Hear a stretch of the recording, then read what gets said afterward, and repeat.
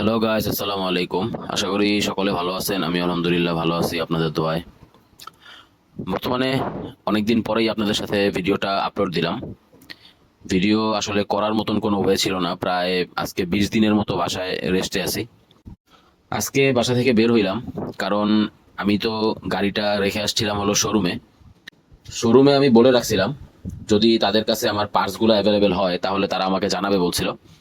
তো এখন আজকে ওনারা ফোন দিল যে পার্টসগুলো অ্যাভেলেবেল হয়েছে। আমার শরীর এখনো অসুস্থ। আমার কোমরে যে ব্যথাটা ছিল ওই ব্যথাটা এখনো আছে, এজন্য আমি রেস্টে ছিলাম। তো চিন্তা করলাম যেহেতু গাড়িটা পার্টস অ্যাভেলেবেল হয়ে গেছে, তো যাওয়া যাক, যে একটু দেখি কি অবস্থা, গাড়িটা ঠিক করানো যায় কিনা। তারা যে খরচটা আমাকে বলছিল এই খরচটা আসলে মোটামুটি একটু বেশি। আপনারা আমাকে দেখতেছেন স্ক্রিনে। এখন বর্তমানে শোরুমে চলে আসছি। আমি খরচটা নিয়ে আপনাদের সাথে কথা বলবো।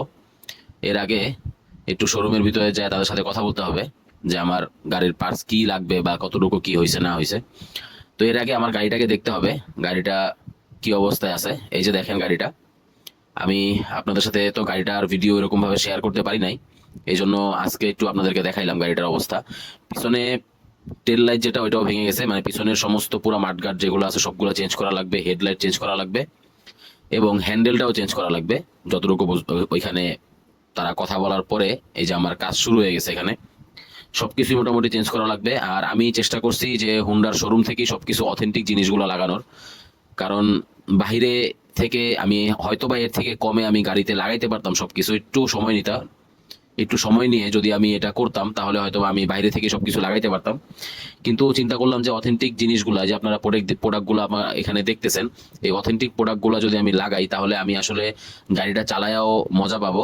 আর যখন যদি আমি গাড়িটা বিক্রি করতে যাই তাহলে ওই সময়ও আমি আসলে আমার বেগ পেতে হবে না বিক্রি করতে গেলে। তো এই জন্য অথেন্টিক প্রোডাক্টগুলোই আমি লাগাইছি।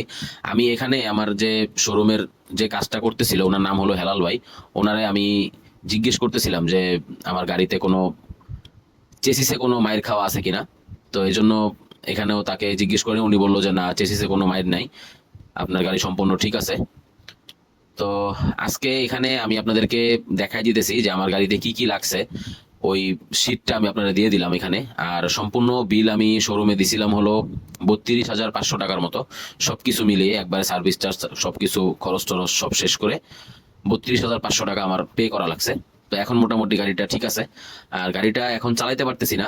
গাড়িটা চালাইলে আমি বসতে পারি না আর কি, গাড়িতে গাড়িতে বসলে আমার কোমরে ব্যথা লাগে। তো কবে থেকে গাড়িটা চালাবো সেটাও জানি না। তো ওই পর্যন্ত আমার জন্য দোয়া করবেন, আমি যেন পরিপূর্ণ সুস্থ হয়ে আবার আপনাদের সাথে কথা বলতে পারি বা আপনাদেরকে নিয়মিত ব্লগ দিতে পারি।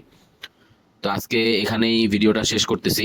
দেখা হবে আবার নতুন কোনো ভিডিওতে। ওই পর্যন্ত আমার সাথেই থাকবেন। আল্লাহ হাফেজ।